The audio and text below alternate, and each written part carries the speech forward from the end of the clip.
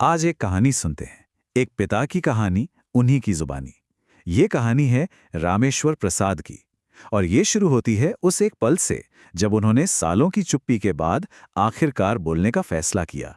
तो चलिए हम सब मिलकर इस कहानी में गहरे उतरते हैं। परिवार, त्याग और उन अनकहे सच की कहानी में जो अक्सर एक ही छत के नीचे दबे रह जाते हैं। कहानी के जो हमारे मुख्य किरदार हैं, रामेश्वर प्रसाद, उनकी जिंदगी कह सकते हैं कि एक खामोश तनाव में सिमट कर रह गई थी। और ये उस जिंदगी से बिल्कुल अलग थी जो उन्होंने बड़े जतन से अपने बेटे के लिए बनाई थी। मतलब सोचिए, एक तरफ बेटे की इतनी बड़ी कामयाबी और दूसरी तरफ पिता की ये हकीकत। उन्होंने बेटे को तो सब कुछ दे दिया, दुनिया की हर खुशी दी, लेकिन इस सब में वो और उनकी पत्नी अपने ही घर में एक बोझ बनकर रह गए थे। और फिर एक दिन अचानक ये खामोशी टूटती है।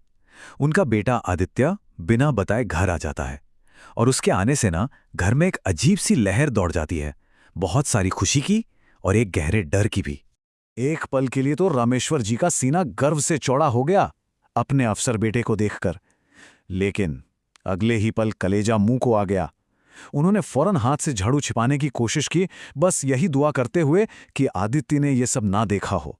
अब बेटे से वो पुराना रिश्ता फिर से जोड़ने के लिए रामेश्वर जी एक पुराना सा लोहे का संदूक निकालते हैं। ये कोई मामूली संदूक नहीं था, ये तो उनके बलिदानों की अनकही कहानी का खजाना था।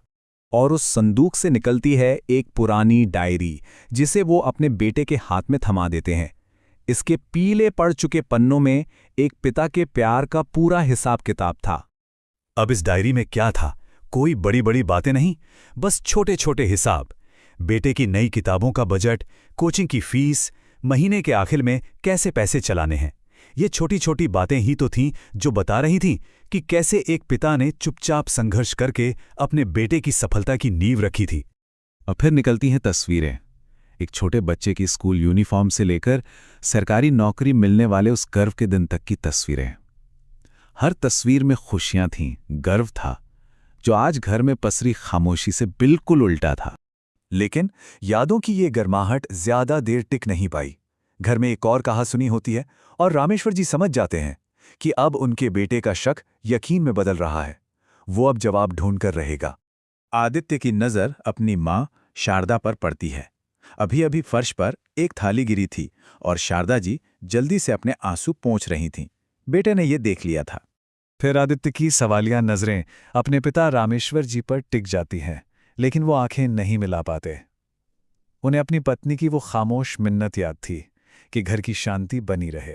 अब माहौल में एक अजीब सा भारीपन था। हर कोई चुप था, लेकिन ये चुप्पी चीख चीख कर बहुत कुछ कह रही थी। रामेश्वर जी जानते थे कि अब उनका बेटा किसी भी झूठे बहाने को नहीं मानेगा।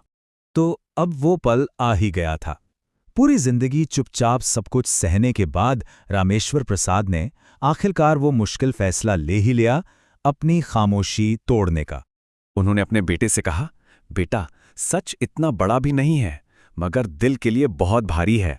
और इन लफ्जों के साथ उन्होंने अपने दिल का बोझ उतारना शुरू कर दिया।